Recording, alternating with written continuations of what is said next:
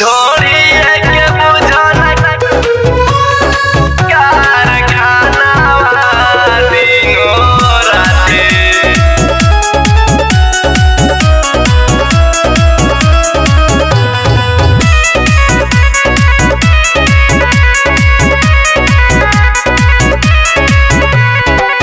ढोलिया के बुझाना कारखाना दिनों राती खटोए सजानवा। ढोलिया के बुझाना कारखानावा दिनों राती खटोए सजानवा।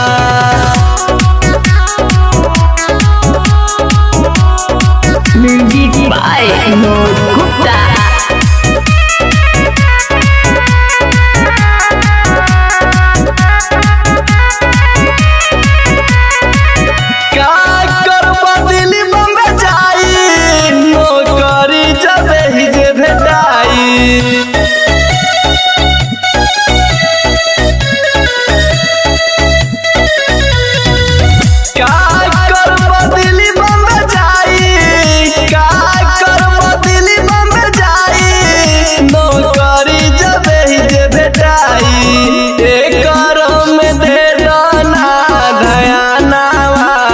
दिनों राती खटोए सजानवा।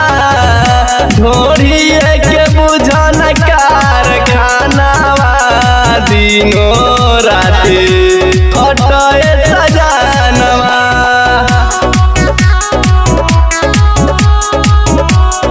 Music by Vinod Gupta.